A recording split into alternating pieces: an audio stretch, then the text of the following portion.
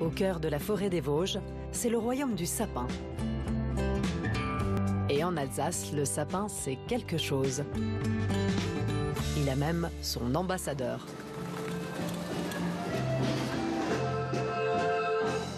Un jour de fête à Sélestat, quelques jours avant Noël. Une parade insolite à la gloire du sapin.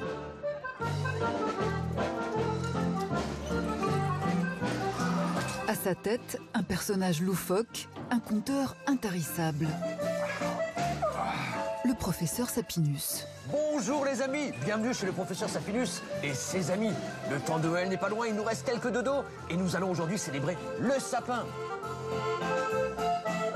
Mais non, c'est pas possible. Moi je viens avec toi, viens, moi aussi je veux une belle Alsacienne. Oh c'est gentil, c'est gentil. Ce personnage est un doux rêveur, c'est un passionné, il a une passion autour du sapin et surtout de ses traditions. Et dans ces traditions, on n'en parle pas souvent. Celle que j'aime la plus, c'est celle qui réunit les hommes.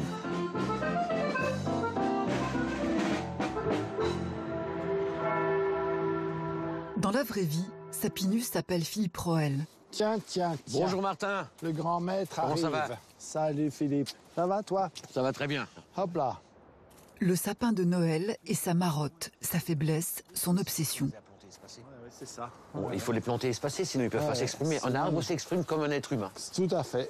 Ouais. Enfin, un être vivant. Vivant, oui, c'est un être. Regarde vivant. celui-là, il est par exemple superbe. Superbe, tout à fait.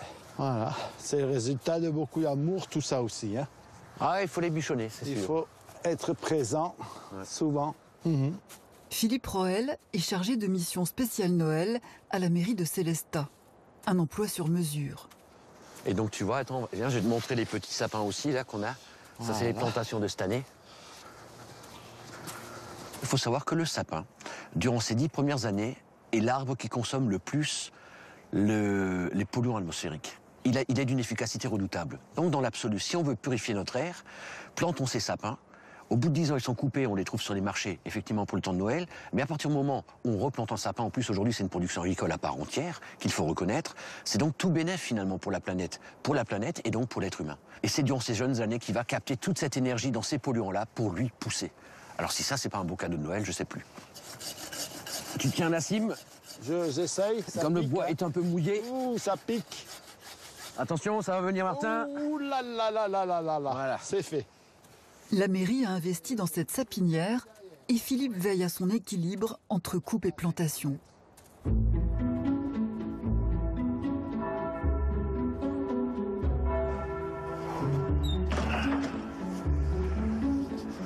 Si cet homme se passionne pour cet arbre, c'est parce qu'il détient la preuve que Sélestat est le berceau du sapin de Noël. Et cette preuve est là, juste dans ce bâtiment, sur la place principale. La bibliothèque humaniste de Sélestat est célèbre pour ses manuscrits médiévaux des 15e et 16e siècles.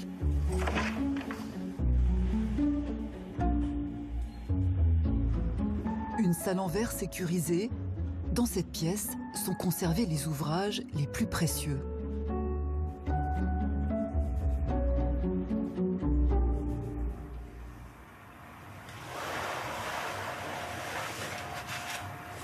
Un registre de comptes datant de 1521. C'est ici qu'on trouve la plus ancienne mention écrite de l'arbre de Noël connu à ce jour. De même, payer les gardes forestiers municipaux 4 shillings pour surveiller les arbres de la fête, les mets de la fête à partir de la Saint-Thomas.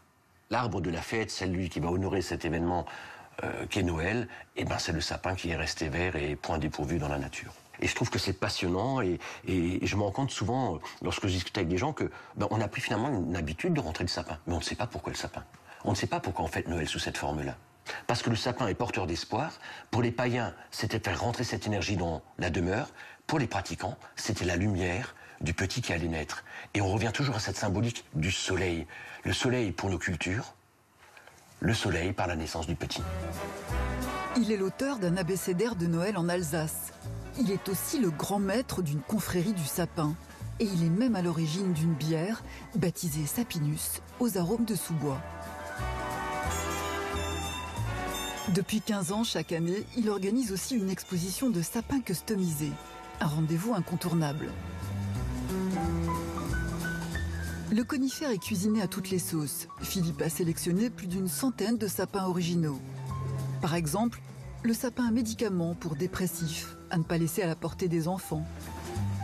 Le sapin escabeau ou encore le bibliosapin, tout un programme.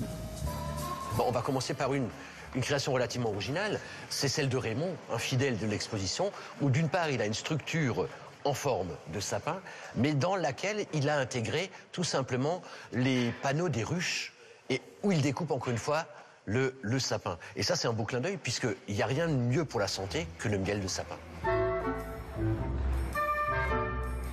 Un autre clin d'œil aussi, c'est l'hôpital de jour, donc en fait qui accueille des enfants en journée. Et quand on est en face, regardez bien le travail, la minutie de tous ces petits personnages du temps de Noël qu'ils ont fait. L'écureuil, la souris, l'élan, forcément des symboles forts du temps de Noël, du temps où les animaux sortent. Petite exception, il me semble que c'est un dourifort.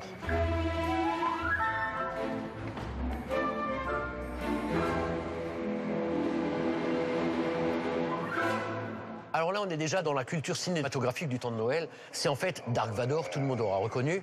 À la seule différence que lorsqu'on lui pose la question, il me dit « Je suis ton père ». Pas n'importe lequel. « Je suis ton père, Noël ». Je suis ton père, Noël.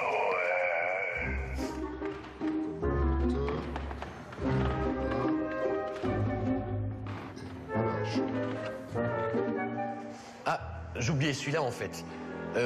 Ça, c'est une initiative de nos services à la ville, parce qu'en fait, je me dis que l'année prochaine, nous pourrions changer complètement la signalétique et finalement prévenir les gens qu'il y a partout, aux quatre coins de la ville de Sélestat, passage potentiel possible de sapins. Donc voilà, une création de la ville et des services. Salut,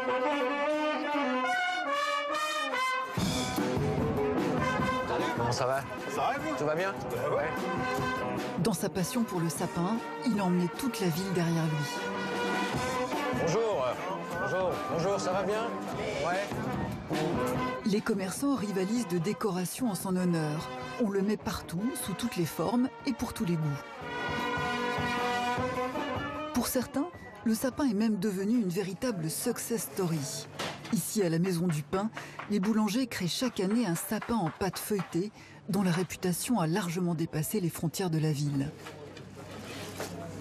En fin de semaine, comme ça, on en fait au moins 120, 150 minimum par jour. Oui.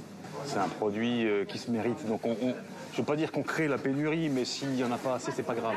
Mais c'est un produit qui, en fait, ne suffit jamais quasiment. Mais comme c'est quand même beaucoup de travail et que de toute façon, on est les seuls à les faire, voilà, c'est pas grave. Les gens qui veulent des sapins, soit les réservent, soit viennent tôt pour les avoir.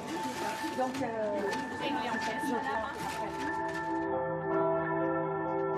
pour Philippe, le sapin peut trôner partout, sans limite ni préjugés.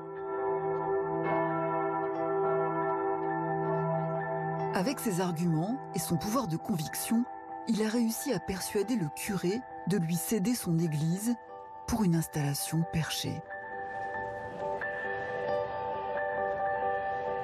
Pourquoi ne pas exposer cette partie-là de l'histoire de l'arbre de Noël? Moi, je trouve ça génial. D'une part, on surprend par ces sapins suspendus. D'autre part, on redécouvre effectivement qu'à l'origine, des fois, on y mettait des bougies, du chocolat, du massepain, des petits gâteaux de Noël.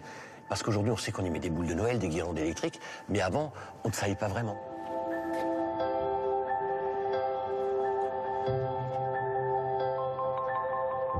Une église est un lieu public. Et donc, on va des fois très loin dans nos projets. Le curé prend ça de manière tout à fait cohérente, parce que cette tradition étant païenne que religieuse, et finalement, c'est un sacré mix de ce temps de Noël. Avec Patrick, un autre mordu des sapins, il s'est même emparé du confessionnal. Ces oiseaux-là qui sont du 19e siècle, on les a trouvés dans différents lieux, au marché aux puces, chez Emmaüs et également chez des collectionneurs. Voilà. Il aime bien chiner, il aime bien chiner. Alors ce qui est bien en plus, comme ils ont de la valeur, le fait de le mettre dans un confessionnal, c'est qu'on peut fermer à clé. Donc aucun risque. Ah oui. Sa passion pour le sapin a une origine. Tout petit, il est tombé dans la magie de Noël et il ne s'en est jamais tout à fait remis. J'ai toujours été fasciné par Noël. Bon, au-delà du fait qu'il y ait effectivement ce Père Noël qui vienne apporter des cadeaux, j'adorais décorer ma chambre. Tout gamin, j'avais mon petit monde, il me fallait une ambiance lumineuse. On dit en alsacien Heimlich, quelque chose de très intimiste. Il fallait que ce soit une lumière reposante. Et puis je me mettais mes petits personnages, je mettais mes petites images sur le mur. Et je mettais déjà des branches de sapin. Et je trouvais que ces moments-là étaient géniaux. Et je me souviens d'une année où j'ai tellement rêvé d'avoir une guitare. J'en ai tellement rêvé, j'en ai parlé à personne. Et la magie de Noël a opéré parce que j'avais une guitare sur le sapin. Et même aujourd'hui, passé la cinquantaine, je ne m'explique toujours pas comment c'était possible, alors que je n'en avais parlé à personne.